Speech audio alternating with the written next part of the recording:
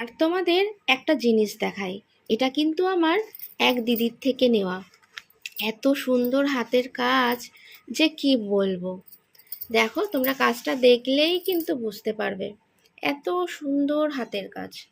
তাই জন্য এই যে ফলের ওপর ঢাকা দিতে খুব ভালো হয় এই উপোস কাপাসের দিনে।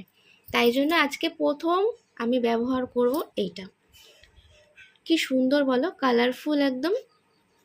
সত্যি এখনকার এই হাতের কাজ। শুভ সকাল, কেমন আছো সবাই? কে কে বিপত্তারিণীর উপোস করছো? আজকে তো শেষ, কিন্তু এই বিপত্তারিণীর উপোস অনেক ছোটবেলা থেকে করি। আমি এখন এই ফলগুলোকে ভালোভাবে ধুয়ে আবার ঝুড়িতে সাজিয়ে নেব, অন্য একটা ঝুড়িতে। এখন এই সব ফলগুলো আমি এক এক করে ধুয়ে নেব, সুন্দর করে ফলগুলো গুছিয়ে নেব। আমরা কিন্তু আগে বাগবাজারে পুজো দিতে যেতাম, কিন্তু এখন আর সবারই বয়সের ভারে কেউ আর যেতে পারে না। এখন সবাই বাড়ির সামনেই পুজো দিয়ে নিই। এটাই এখন বেশ ভালো হয়েছে। আর এখানে মন্দিরে খুব ভালো করে ঠাকুরমশাই নাম ধরে ধরে পুজো দেন। আজকে কিন্তু আমাদের সবাই পুজো করে, মানে আজকের দিনে আর কি সবাই একসাথে আমরা পুজো করতাম। মাসি, দিদা, মা, আমি, অনেকে মিলে বাজার থেকে বেছে দেখে নিজের হাতে ফ্রেশ জিনিসটাই আনার চেষ্টা করেছি মায়ের জন্য। সকাল সকাল উঠে স্নান করে গুছিয়ে নিচ্ছি। আর এই পুজোর মেন হলো এই যে 13টা সুতো, 13টা দুব্বা দিয়ে যে ডুরি তৈরি হয়। এটা কিন্তু আগে আমরা হাতেই বানাতাম, কিন্তু এখন বাজারেই পাওয়া যায়, তাই কিনেই নিই। আর ঝামেলা রাখি না, কারণ এখন দুব্বা পাওয়া অনেক সমস্যা, তাই কি না? কলকাতা শহরে যদিও বা আমাদের এখানে হয় দুব্বা, কিন্তু তারপরে ওই যে ঘাস তোলা হয়ে যায় তো সবসময়, তার জন্য আর সেরকম ভাবে দুব্বা পাওয়া যায় না। তাই বাজার থেকেই নিয়ে চলে এসেছি দড়ি। আর তোমাদের একটা জিনিস দেখাই, এটা কিন্তু আমার এক দিদির থেকে নেওয়া। এত সুন্দর হাতের কাজ যে কি বলবো। দেখো, তোমরা কাজটা দেখলেই কিন্তু বুঝতে পারবে এত সুন্দর হাতের কাজ। তাই জন্য এই যে ফলের ওপর ঢাকা দিতে খুব ভালো হয় এই উপোস কাপাসের দিনে। তাই জন্য আজকে প্রথম আমি ব্যবহার করব এইটা। কি সুন্দর বলো, কালারফুল একদম। সত্যি এখনকার এই হাতের কাজ দেখতে পাওয়া খুবই দুষ্কর, কারণ এখন আর কষ্ট করে কেউ আর বসে বসে হাতে উলের কাজ করে না। আগে কিন্তু আমার মাও করেছে, কিন্তু ওই বয়সের ভারে এখন আর মা এইসব জিনিস পেরে ওঠে না করতে। আগে আলমারির হ্যান্ডেলের এই ক্রুশ দিয়ে বোনা অনেক কিছু আমাদের বাড়িতে আছে। টুকটাক যখন আমি পাবো তখন অবশ্যই দেখাবো। সবই এখন আলমারি বন্দি হয়ে আছে, কারণ এখন তো প্রয়োজন পড়ে না সেরকম, তাই জন্য। আর এটা কি সুন্দর, আমার তো দারুণ লেগেছে, খুব ভালো হয়েছে। আজকে এই শুভ দিনে আমি এটা ব্যবহার করব। খুবই কালারফুল কিন্তু। ফলের ঝুড়ির ওপর এটা চাপা দিলে দেখতে ভারী সুন্দর লাগে, কি বলো? আগেকার দিনে কিন্তু এরকম ভাবেই পুজো দিতে নিয়ে যাওয়া হতো মন্দিরে। তাই ভাবলাম চলো আজকে এরকম ভাবেই মন্দিরে নিয়ে যাওয়া যাক। আমি প্রথমে ঘরের ঠাকুরকে একটু পুজো দিয়ে নেব।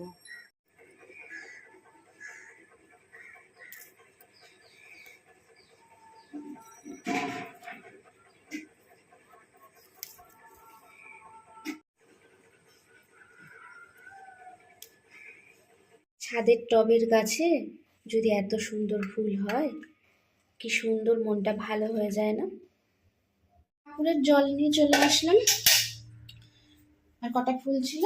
আর বাইরে বিশাল মেঘ করেছে, অন্ধকার করে এসছে, হয়তোবা খুব জোরে বৃষ্টি আসবে।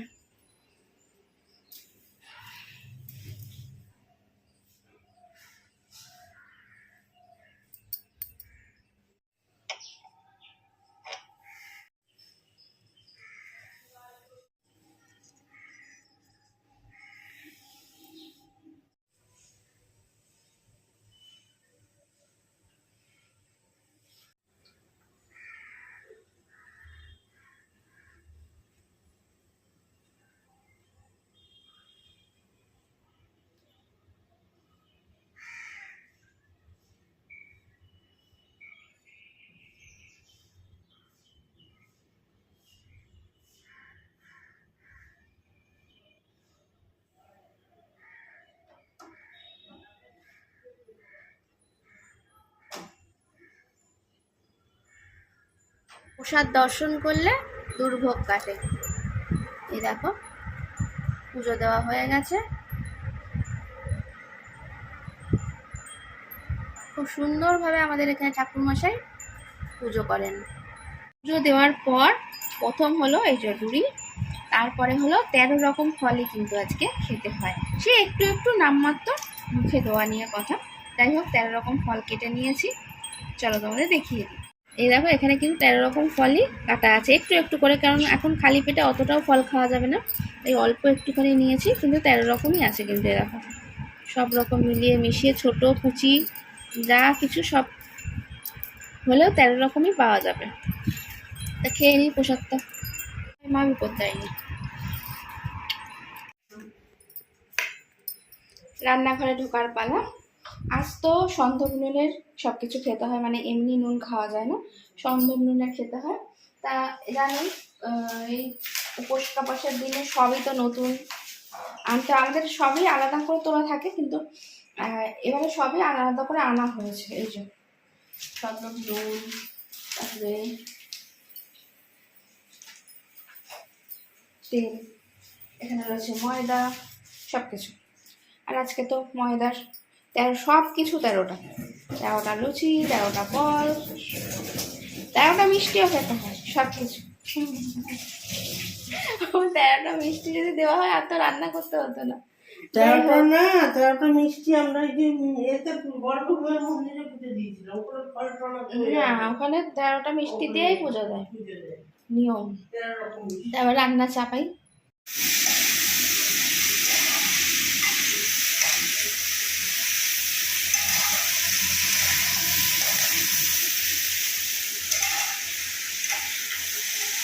সুন্দর একটা বেগুন নিয়ে এসেছি, এটা এখন ভাজা হবে। কি সুন্দর দেখতে না, বেশ তবলা বেগুন, দারুণ লাগে কিন্তু এই বেগুনগুলো।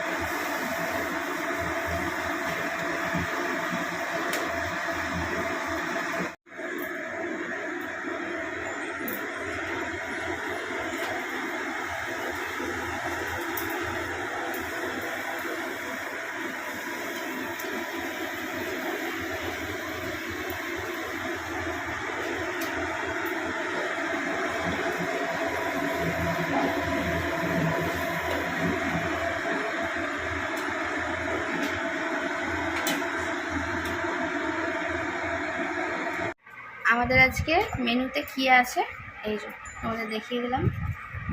চলো, সবারটা সাজানো হয়ে গেছে।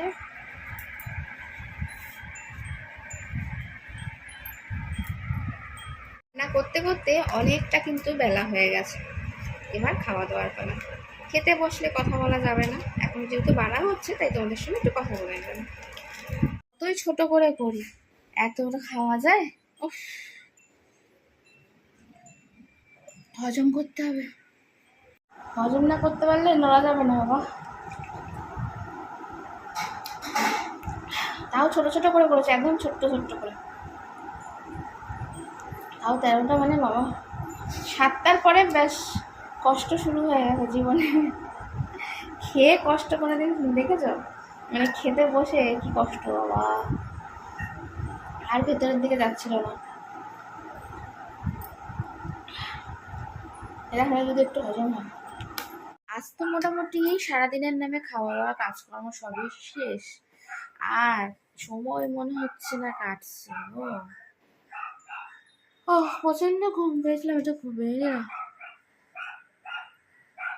অনেক ঘুমের বেলা উঠেছিলাম, প্রচন্ড ঘুম পাচ্ছিল, ঘুমিয়ে নিলাম। এখন আলো দেখে ভেবো না, এখন কিন্তু অনেকটাই বেলা হয়ে গেছে, এখন প্রায় বাজতে যায় 5:30, 5:45 বাজতেই যায়, বুঝলে? কিন্তু দেখে এখন বোঝার উপায় নেই, বাইরে এত আলো থাকে, কি বলবো। আর এখনো ভিডিও এডিট করা হয়নি জানো, 15 মিনিটে ভিডিও এডিট করতে পারবো, দৌড়ে দৌড়ে করতে হবে এখন ভিডিও এডিট। মানে বসে আছি অবশ্যই, মানে এত তাড়াতাড়ি মাথা আর হাত চালাতে হবে, কি বলবো। চলো একটু বসি, এখানে বসে ভিডিওটা এডিট করি।